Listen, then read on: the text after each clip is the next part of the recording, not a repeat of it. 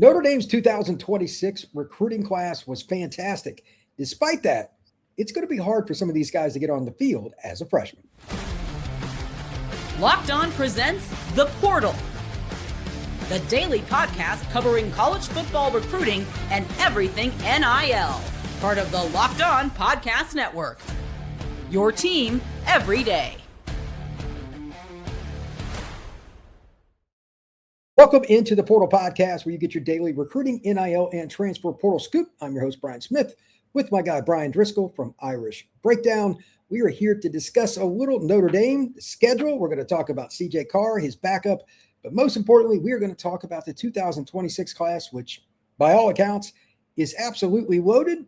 But how many of those guys are really going to get on the field? We're going to talk about that here in a minute. Today's show is brought to you by our friends over at FanDuel. Use your profit boost on an NBA future to get entered for your chance to win a trip to the NBA Finals. Play your game with FanDuel, official sports betting partner of the NBA. Bryan, thank you for joining the Portal Podcast. Appreciate you coming in. As always, this is a really unique scenario. You and I have discussed this multiple times. This is probably the best class, top to bottom, Notre Dame's had. As a matter of fact, I'm pretty sure of it, since 1990 in terms of totality, but they got 30 guys. That's part of it. But at the same time, I think they've got a lot of high-end players. And the funny part is, outside of just maybe a couple of positions here or there, a lot of these guys at any point, even when they were winning 8, 9, 10 or more games, would have started or been on the 2D really, really fast at Notre Dame. The depth at Notre Dame, plus they hit on the portal even after the weird start to the portal offseason for Notre Dame this year. I don't think more than 3 to 5 of these guys are going to play significant minutes. If you want to convince me otherwise, go ahead. And we're probably going to pick the same guys to play. We know each other well. We know the roster well. Is there a chance, barring injury, you always got to put that in there, anything outside of injury that makes you think more than 5 guys get 200-plus reps? I mean, injuries and special teams. I mean, like we're talking offense and defense. I could see a world in which they say, hey, listen, Joey O'Brien's not a 5-year player, so let's get him on the kick. They got to play him special teams like that, like a Corey Adams kind of guy. But you know, it is fascinating, Bryan. I mean, there's guys that are going to not sniff the field that are in the 2D in 2018 on a playoff team. There's guys that won't sniff the 2D that might start on the 2020 playoff team. I mean, you telling me Corey Adams and Aiden Pouncey or Chaz Smith wouldn't have started over Chance Tucker, or not Chance Tucker. I'm sorry, Terrence Lewis as a freshman in 2020. Of course 100%. They would have. And it's an absolutely loaded group, but it just speaks to how deep this Notre Dame team class is, or how deep this Notre Dame team is. I mean, Javian Osborne and Jonas Walton most years. I mean, the 2015 team, they had to move CJ Prosise to running back because of the depth issues. It was going to be Torian Folston and 2 freshmen. That was it. And so they had to move CJ Prosise. Now, I'm glad they did. CJ was 1,000-yard rusher that season. But like Javian Osborne and Jonas Walton walk into that depth chart, and they're playing right now. You know, Caden Finley a year ago is playing as a freshman. Like, no brainer. He's in the 2D day one. And in 2023, he absolutely plays as a true freshman over, maybe even over a Jaden Greathouse, certainly over a Jordan Faison and Rico Flores and guys like that. So it just speaks to how quickly Marcus Freeman has turned this roster around. I mean, it's not that long ago. We're like, okay, what week? You and I are doing the show today, 3-4 years ago. Okay, over under week 5 on when Joey O'Brien steps into the starting lineup. You know what I mean? That would have been the conversation we'd have been having. What week is it, does Corey Adams or Aiden Pouncey step in starting lineup? What is the week? Is it September or October that Rodney Dunham steps in the starting lineup? Or those are the type of things you look at. Which freshman O-line steps into the starting lineup? I mean, those are things you look at, Bryan, and you're just – this team is so deep that those guys have to beat out players kind of like them in order to get into the 2 deep. And I do think there's a couple positions where the path is going to be a little easier. Sure. I think defensive end is one where I think the path is going to be a little easier for Rodney Dunham than it would be for like a Thomas Davis Jr. or Jacoby Clapper, who would have to somehow beat out Drake Bowen, Kingston Viliama-Asa, Jalen Sneed, Jaden Alsbury, Madden Faremo just to get into the 3 deep. With Rodney them, it's like you've got Boubacar, you've got Bryce Young, Keon Keeley, and then after that, there's some question marks. Like there, Logan Thomas, who's 207 pounds. You've got 2 redshirt freshmen that aren't that further along than these 2 kids, and certainly aren't more talented. So I think there are some positions that we'll see that, and then there's just a couple kids, Brian, that are just too good to not play. I just don't see how Ian Premer doesn't at some point in time find a role. I don't see how Joey O'Brien at some point in time doesn't find himself in the 2 deep. I don't know how Rodney Dunham just eventually doesn't at least get like a pass rushing role like Logan Thomas had as a freshman or like Bryce Young had as a freshman. So I think there will be some of those guys that even without injury are just going to be too good not to play.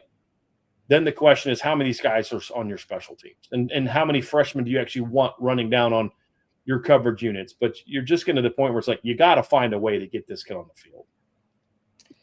I've got Dunham as you and Premer as the top 2 most likely. One of the reasons, unfortunately, that I have Premer as that guy, they've been just decimated for the last couple of years with injuries.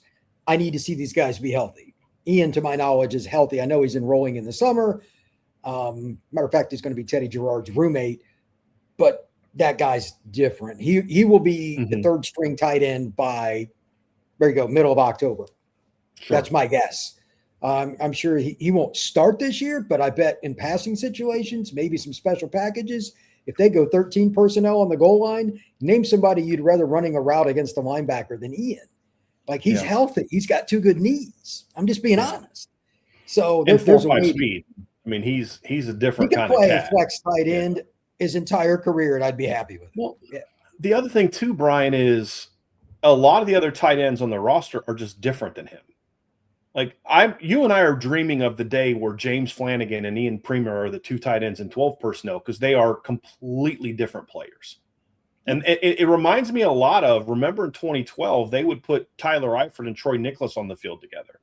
And Troy would play attached, and he's that physical run blocker. And then, like, Tyler was basically like their boundary receiver half the time, with that kind of ability he had. And I could see something like that with Ian Premer. Like, okay, what are you going to do as a defense? We're going to have twins to the right with James Flanagan. And backside, we're going to have Ian Premer. Do you treat him like a receiver? Put a corner on him?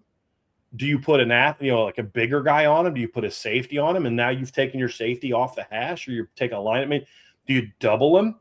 Like, he's gonna give you those kind of Tyler Eifert and matchup problems. The question is when.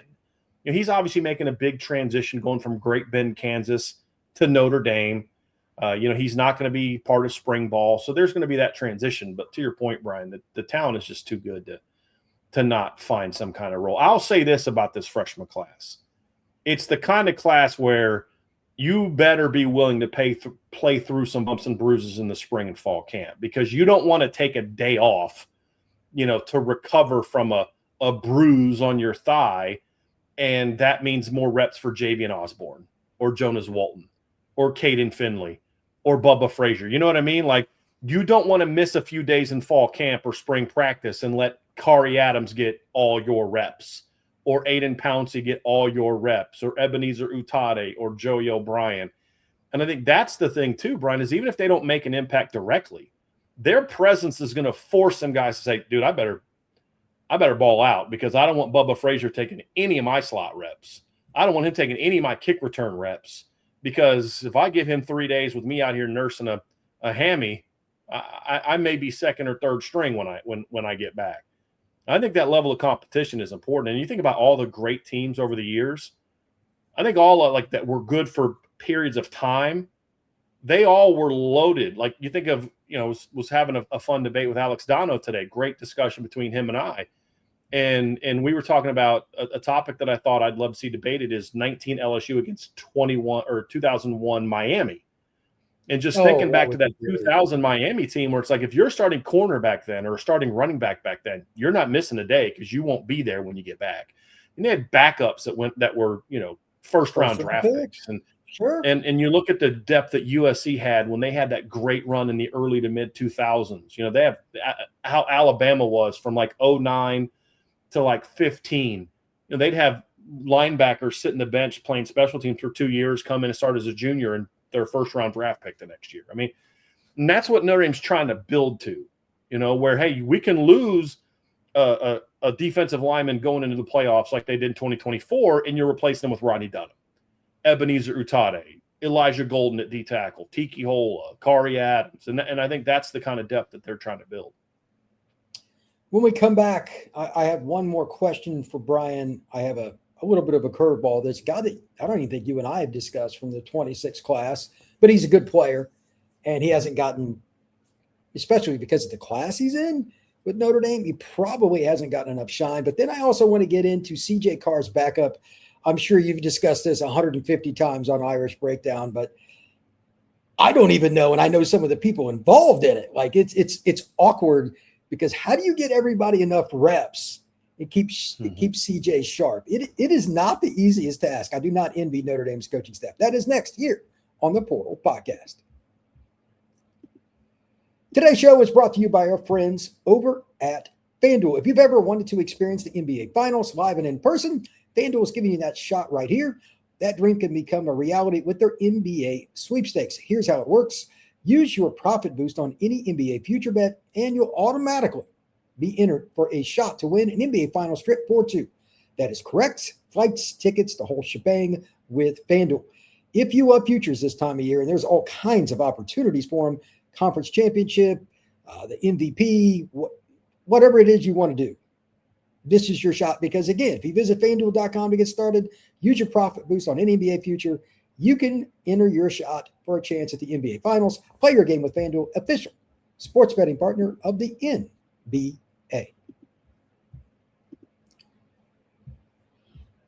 All right, Bryan. My question for you is not a difficult one, but one you probably don't get much. And I don't even know the last time you've even mentioned him on your show. And that's Chaz Smith. If I remember right, the corner.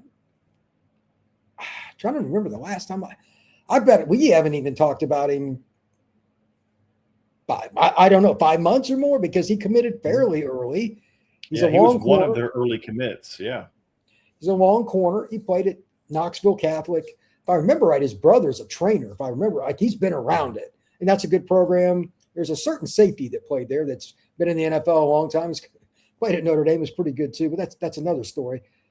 The Knoxville Catholic program is good. Matter of fact, the 7-on team that I work with, we've got a program builder from there too that's a big-time DB. He works with Chaz's brother. It's a great program. Why do you think he doesn't get much shine? Is it because he committed early? Is it because of the totality of Notre Dame's recruiting class? What do you think that is? Because, like, literally, his name just doesn't come up on the message boards or anything for Notre Dame. So we've talked about him on our show whenever we talk about the freshman class, because I think I'm with you, Bryan. I think he's a very underappreciated player. I grade him as a top 100 recruit. Here's the problem, though. Timing. We live in a recency bias thing, Bryan. People don't remember what happened 6 months ago, and when you commit that early, and here's the thing, there was no drama in his recruitment whatsoever. There was no, I'm going to go visit Tennessee and Vanderbilt and Alabama. And trust me, there were plenty of teams trying to get him to visit, but there was no drama in his recruitment. Notre Dame didn't have a single kid decommit in the 26 class, which is still just bonkers to me. They've already had one in 27, but I still can't believe they didn't have anybody that committed publicly that decommitted from the program. And so I think that's part of it. And the other part of it is, as good as he is, Bryan, he's the third best cornerback in this class from a recruiting ranking standpoint. You got a 5-star in Kari Adams. You got a guy, Naden Pouncey, who just skyrocketed up the recruiting rankings. I think he ended up like 34th in the final On3 Rivals ranking, and he was the second highest ranked. And then Chaz just slides in there like 95, something like that. And I think that's it, just being overshadowed by two really good football players. But the one thing you and I were discussing before the show is, like, all three of those kids are starting on the 2020 team, which was a playoff team for Notre Dame, because they had a freshman start that year, Clarence Lewis. Within 3 years, Clarence Lewis was transferring to Syracuse because he was third on the depth chart, because they did kind of what they're doing. They went and got Benjamin Morrison. They moved Cam Hart to corner. They signed Christian Gray and Jaden Mickey and just a talented group of players. And he got buried in the depth chart. Well, these guys would have walked in day one and been in the 2 deep day one and seized the starting job pretty early. Either once Tariq Bracy kind of started to struggle, or they might have facilitated a move of Tariq into slot sooner. We eventually saw him become a full-time slot in 2022, but I think we could have seen them maybe facilitate that a little bit faster in 2020 had those guys been on campus. But I think those are the reasons why Chaz doesn't get talked about. I think a reason why Preston Friesel doesn't get talked as much about is because you got Ian Premer. In past years, we're like, dude, we're fired up to get this 6'4" Tyler Eifert lookalike from high school, because people forget, Tyler Eifert ended up being 6'6", 255. When he showed up at Notre Dame, he was 6'5", like 205 when he committed to Notre Dame. He played outside receiver at Bishop Dwenger in high school, but he had that frame to fill out. And so I think the unique thing about this class is, like, we don't talk about the linebackers. They're both 4-star kids, Thomas Davis Jr. and Jacoby Clapper. Nobody talks about Tiki Hola, and not many people talk about Elijah Golden because they're so excited about the ends. When your class is this deep, people are just going to get overrated. I mean, they have a quarterback that was Mr. Football in Florida and led Lake Mary to a high school championship, but nobody talks about him because of Teddy Gerard and because of everybody else. And I'm talking about, obviously, Noah Grubbs. So when you have Jonas Walton's another guy that I don't think gets talked about nearly enough, because everyone's talking about Javian Osborne. I'm like, they're both dudes. They're going to be 1A, 1B someday. Another reason they don't get talked about as much is because people are excited to see Keidron Young and Aeneas Williams and Nolan James Jr. So I do think there are some guys, Bryan, in this class that are overlooked, but I don't know that anybody is gotten as ignored as Chaz Smith. I think you absolutely nailed that. I thought so. I just wanted your confirmation because I honestly couldn't remember the last time that you and I had even discussed him. So until today, yeah. Yeah, good player. Transition real quick here. CJ Carr is going to get the number 1 reps. He's one of the top 10 players in college football, conservatively, in my opinion. I highly doubt you disagree with that. How does a team, and CJ's a fast learner, but how does a team keep him up to date with all the stuff they're installing, with the new players, the transition with the 2 receivers from Ohio State, and still get your backup reps? Because if CJ even misses 1 game, that can change your entire playoff. Like, to me, it's impossible in some regards. There's only so much you can do. I grasp that fact. However, what's the balancing act? Is there a consistency with coach? I mean, you've coached, you played quarterbacks. What's the deal with that? Is there a way to come up with a good plan? Yeah, I think, first of all, it's practice reps are going to be important. 7-on-7, 1-on-1. CJ's going to have to learn, what does Quincy Porter do compared to Malachi Fields? Every guy's different. There's a new look offensive line. I think the offensive line is going to look a little bit different. I think we're going to see Anthony Knapp at a different position. I think we're going to see Kirby Lambert at a different position. I think we're going to see a different starting left tackle this year, which is an interesting conversation. So there's going to be that. He's got new running backs he's got to deal with. He's got a starting running back that's like 3 inches shorter than his last starting running back. You got to make sure you're not handing the ball like up here. I mean, there's a lot that CJ has to deal with. But honestly, part of that, Bryan, is going to be, I'd say, stick to your normal reps break in a lot of things. And as you get deeper into the spring practice, then you can pull back a little bit with CJ. And the reason I think it's even easier now than maybe it was 30 years ago is because there's so much more going on in the winter and in the summer. It used to be where Notre Dame, Bryan, they're done with spring ball, semester's over, and you don't come back till July. Well, now every kid's in summer school. So they're all there in June and July working out together. Right now they've got the football schools. They've got 7-on-7s. And I think this is where the indoor facility has changed the game a little bit for Notre Dame as well. CJ Carr can just grab all the receivers and say, hey, man, let's go throw in the new indoor facility. And you got a whole 100-yard field. You don't have to worry about – you remember it wasn't Loftus. You couldn't throw post routes because the sucker was going to hit the ceiling. You know what I mean? There's this limit. And lacrosse was on that field. That they were playing inside. You got track is going through things. Baseball practices inside when there was bad weather. So you couldn't always get in Loftus and do a workout. Well, now they've got the indoor practice facility just for football. And so he can just say, hey, man, let's go get some throwing in. That's where CJ is going to have to show some leadership. And from what I've been told, already is, of saying, hey, we're getting together this time. We're going to throw routes. We're going to do routes. And I think that's where a lot of that reps are going to get put in. Now, you've got to monitor that to a degree. Hey, CJ, listen, man, you got to take this day off. You got to get that kind of rest because you don't want to overthrow. You can wear your arm out. And so I think that's going to be a big thing because they're going to need to get reps for the younger players. But they also have to be careful not to pull back too much from CJ for the reasons you mentioned. But also, I mean, they really limited Anthony Knapp and Emil Wagner last year in spring practice because, look, it was a long season. They played 15, 16 games and played 1,000 snaps each. And they both – what happened in the first game of the season? They both struggled. And I just don't think they got enough work in. And, you could argue the best lineman Notre Dame had against Miami was Gerby Lambert, and at times Ashton Craig, guys who hadn't played a whole lot. Because I just think that maybe they pulled the reins back a little bit too much. You got to be careful with that. But CJ is a wicked smart kid, and he's taking charge of that team.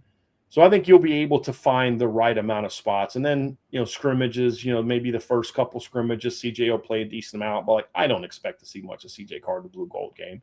I don't really care to see CJ Carr in the blue gold game. I want to see what Noah Grubbs does and what Blake Hebert does in the spring and those type of things. But the other thing, too, is they're only going to have 3 quarterbacks in the spring because Teddy doesn't show up, obviously, till the summer. So with just 3 guys, I think there's going to be plenty of reps of go around where you can kind of allow Blake and Noah to kind of battle a little bit in those number 2 and number 3 reps and not have to ramp too much up with CJ. I think that's fair, but it's just so unique as every team, when you change your backup, even your start, whatever, in college, it's weird. There's just so much more transition. Like the Patriots had the same people for 15 years. Like they never did anything different. Pro Bowl, it's so much different at the quarterback spot. So college is wild. When we come back, we're going to talk Notre Dame's 2026 schedule. It's light in some ways, but that also puts the onus to not only whip the people that you should, but you cannot screw around with any of the big boys on your schedule. That is next here on the Portal Podcast. Today's show is brought to you by our friends over at Game Time. The biggest stretch of the college basketball season is almost here. Conference championships and all the big games, Duke, Carolina, and everybody else, buzzer beaters, bracket busters, and those unforgettable moments that everyone's talking about the next day. Being there live, though, for that great game, there's something that is just bucket list about that.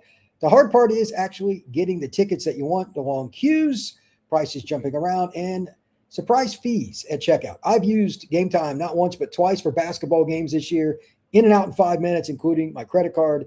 You can look at the ticket, you can pick it, and you can also see your seat view right from your phone. Take the guesswork out of buying college basketball tickets with Game Time. Download the Game Time app, create an account, and use code LOCKEDON for $20 off your first purchase. Terms apply. Again, create an account and redeem code LOCKEDON for $20 off. Download the Game Time app today. All right, one more segment here, Mr. Driskell, and this is one that's just speculation. I know you probably have the schedule all but memorized by now because you guys talk about it all the time on your show. But the nuts and bolts of it, I try to explain this to people, and they're always shocked. I just want to throw this out. This isn't a Notre Dame thing. This is a dumb college football thing. The vast majority of games are scheduled not just a year or two in advance, but for a lot of these teams, 10-plus years in advance, which is dumb. When Notre Dame scheduled Michigan State, Wisconsin, they were good. Now, not so much. And they're paying for it, potentially. Right. Well, So, I don't thoughts on think they that? are as much. I don't think they're paying for it as much as people make it out to be. So, like, I was having a conversation about, and a Miami person, now Alex Dono, again, great job. It's a fun debate. He talks about how Notre Dame has a cupcake schedule. And I'm like, I just feel like a lot of people are kind of grabbing on to the narrative. And here's my point. You look at Miami, their toughest opponent is Notre Dame. Notre Dame's toughest opponent is Miami. Well, I think most Miami fans would argue that Miami was better than Notre Dame last year, right? So Notre Dame's toughest game is clearly tougher than Miami's toughest game. Miami's next toughest game is based on last year is Duke, whose quarterback and best receiver they just took. Their third best opponent this year, based on last year, is Wake Forest. So, like, is that schedule really that tough? Notre Dame's second best opponent is BYU, a team that was a Big 12 title game win away from being in the college football playoffs, who's been in the college football hunt in November each of the last 2 years.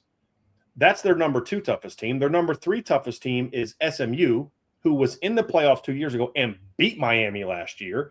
And their fourth best opponent is Navy, who won 11 games this past year and beat Oklahoma in a bowl game 2 years ago. So this notion that, like, Notre Dame has this cupcake schedule. What hurts Notre Dame's schedule is after the top 4, there's a drop off. And so, like, we're saying, okay, well, 7-6 Clemson is better than 4-8 North Carolina. Okay, whatever. Like, you're judged by what you do at the top. when they scheduled Wisconsin, I love the point you made, Brian. They scheduled the Wisconsin series in 2017, like summer of 2017. Wisconsin was coming off of a Big Ten title game where they were a couple stops in the fourth quarter away from beating Penn State. They won 11 games that year. Yeah. They didn't say, oh, Wisconsin stinks, let's play them. When they signed with the home and home with Michigan State, they were, I think, a year removed from winning playing for the Big Ten championship and winning 11 games with Kenneth Walker. So, and then there's just like, well, Notre Dame picks and chooses who they play. No, they don't. They pick and choose over half of their schedule, more than most, but they don't determine who they play. They didn't go to the ACC and say, okay, we would like Syracuse. Let's say, no, we don't want that team. They're really good. We want North Carolina that year. We would like to, that's not what they're doing. Notre Dame has tried to get the ACC to change their schedule because they want Miami more. They want Florida State more. They want Clemson more. So much so that Notre Dame was tired of not playing Clemson more, so they signed him to a 12-year deal, like outside of the ACC schedule. The ACC determined who Notre Dame plays, not Notre Dame. And as you mentioned with some of those other teams, depending on when we're talking, like when, the Stanford game. Well, not that long ago, this was a top 10 matchup for Notre Dame. Not that long ago. So it's the frustration that I have, Brian, is there's a lot of, it's a disingenuous argument. And it's a lazy argument where people just kind of grab onto a narrative. You've got to join a conference because you've got a soft schedule. I'm like, you mean like Indiana and Texas Tech and Oregon have this year and Penn State have this year? Like, well, yeah, but Ohio State, yeah, that's the whole point. When you're in an 18 and a 16 team league, you're not going to have the same caliber schedule for all teams. It's impossible, especially now in the portal era. You look at Notre Dame's 24 schedule. Everybody's like, man, who's the toughest game on their schedule? Oh, no doubt, it's Florida State. They went 13-1 last year. They had a great portal class. That's going to be the toughest game on their schedule. They went 2-10. Like, you just don't know. Like, when you think about Indiana's weak schedule in 2024, they didn't play anybody. They played Michigan and Washington, who the prior season were the champion and the national runners-up. Like, that's who was on. Their schedule was the defending champs, the defending runners-up, and Ohio State was originally on Indiana's schedule. Well, they can't control that Michigan and Washington weren't good that year. So this notion that like they pick and choose their opponents is just not accurate. But the other part, as you said, Brian, when you make these schedules, you don't know what they're going to be. In 2029, Notre Dame plays Texas and Alabama in September. Does the team looking to duck people do that? In 2028, Notre Dame plays Texas and Auburn on the road and Virginia Tech on the road. And I believe they also play Miami that year. Right now, it looks like a gauntlet, but we don't know how those teams are going to be in 2028, 2029. Right now there's a year where I think they play at Clemson, at Florida State, and I believe at Texas. And right now you're like, wow, Clemson and Florida State won't be that tough. But maybe they will be in that year. We just don't know. 6 months from now, things change. Florida State's the greatest example, obviously. Right. And we've seen that with a lot of teams. I mean, 2 years ago, Washington's playing for the national championship. And they're a really good football team. And not that long, Michigan's winning a championship not that long ago. And so that's what kind of frustrates me is I'm not going to sit here and argue that Notre Dame's got this gauntlet, this like 1990s version. Like this isn't the 89 schedule, Brian, right? Where Notre Dame played 7 top 15 teams out of 12 that year. I mean, it was crazy. This isn't like 1988 where Notre Dame beat, like, I think at the end of the year, they beat the number 2, the number 3, and the number 5 ranked teams in the country, something like that. Like, because Michigan finished top 5, West Virginia finished top 5, Miami finished top 5, and they beat all those teams. It's not that kind of schedule. I'm not going to argue it is, but I'm tired of this lazy narrative like, oh, they just play this terrible schedule. And I'm like, yeah, so do half the teams or more. I mean, Notre Dame's opponents are combined 73-80. Miami's combined opponents are combined 73-77. And that includes a 5-7 FCS team. So the narrative gets old. Notre Dame plays 10 FBS or 10 Power 4 opponents next year. But people don't count that because they're not all from the same conference. Okay, so which one of these conferences that you all say suck should Notre Dame join to have your respect? Should they join the Big Ten so they can have Indiana's schedule? or Michigan's 2023 schedule? Like, would that make you? No, because then you'd still be crying about how soft their schedule is. That's because it's Notre Dame, and that's ultimately what this boils down to. I agree. I do want to point out, you mentioned that you're going by last year. I think that SMU will be better in some ways, if not completely, than BYU. They've got a third-year quarterback in Kevin Jennings. We'll see if he lives up to the moment. That's not a lot. Which version of Kevin Jennings we're getting? Pre-Penn State game or post-Penn State game? That's one of the worst first halves a quarterback has ever had. And he wasn't the same guy early in 2025. I think that game shook him. And it wasn't really until later in the year that we started to see the 2024 version of Kevin Jennings playing again. I agree with you on that. Remember the name Randy Pittman. He ironically transferred to Florida State. Man.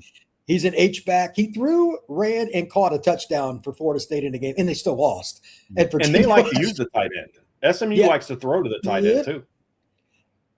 Brett Lashley's very good. Mm-hmm. So my question for you, those are the three. Obviously, BYU, Miami, and again, SMU are probably the three. I think Wisconsin will be very improved. Colton Joseph ran for 179 yards against Indiana last year. Really good portal class, Bryan. Really underrated portal class. They got a guy that decided we're not going to suck anymore, and he's got gobs of money. That's the beginning and end of that, and that's fine. Pretty much how you got to win nowadays. Michigan State, I have no idea. I do not like the Pat Fitzgerald hire for this era. Really? Nothing against him. We'll have to discuss that one of these days. I think he's a good fit there. I think he's a good fit there. Because Michigan State's going to win because they run the ball. They play great defense. I think he made good hires. I think LeVar Woods is one of the best assistant coaches in the game. I think Max Bulla going back, I think it was a good hire. Joe Rossi's a great D coordinator. I think you can win at Michigan State because he's a lot like what Mark D'Antonio was. Like, they're going to get some of those kids that need discipline. They need the structure. They need to, get coached up on how to play because they're not going to be highly ranked kids, all those type of things. So I think a guy like him can only win at certain places. Oh, that's true. He wouldn't handle the Texas job very well. No, nor like he wouldn't handle Texas Tech. I mean, it's like when Randy Edsall, who was a good football coach, went to Maryland. Or when Tom O'Brien, who was a good football coach at BC, went to NC State. Like, bro, that's a bad fit. It's one of the things I said about Brian Kelly. Is like, he is not going to fit at LSU. Like, he is not, kids that like, and that's not a shot at the kids. It's just a different culture. It's a different personality. It's different things that work for him. And his way of treating people was not going to be well received there. And I think Pat Fitzgerald, Michigan State, is a place that I think he can win. And he's recruited all the places he needs to recruit there. He's recruited Wisconsin, Illinois, Michigan, Ohio. He's recruited down south as well. So I do think that's a good hire, but I just don't think they're going to be that good in year one. I think that's kind of where I'm at on that one. I think that he will just struggle, period, with all the NIL and all the stuff, with all the turnover, because he's a guy that's used to consistency, which Northwestern would deliver you. Those kind of kids, you're not going to get the same academic, straight line focused kids. You're just not, and not at Michigan State. Mm-hmm. Prove me wrong, but I think that he'll be done in 3 years or less because he'll just not want to deal with it. He'll improve them. My God, how could he not? But God, they were horrible. I couldn't even watch Michigan State last year. They were brutal.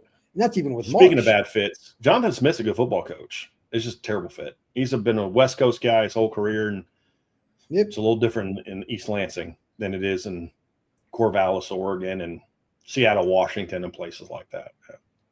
Absolutely. Well, Bryan, I appreciate it, man. Why don't you tell everybody where they can find your work? Find Irish Breakdown all over the place. Obviously, go to our YouTube channel, just type in Irish Breakdown. You'll see this logo pop up, and just click on that channel, subscribe to us. We also put all of our shows, we break them into segments, we put them on our podcast platform. So wherever you listen to podcasts, you can find it. Just type in Irish Breakdown. Again, you'll see this logo. If you want our free content, our free written content, you can go to irishbreakdown.com. And if you're a Notre Dame fan, or if you're someone who just likes talking college football, you can also sign up for our premium message board. We have monthly and annual rates, and you can find that at boards.irishbreakdown.com. Appreciate it, my friend. You can find the Portal Podcast, YouTube, Spotify, Apple, Podbean, all the same places. You can find Driskell's Place. We will see you again soon.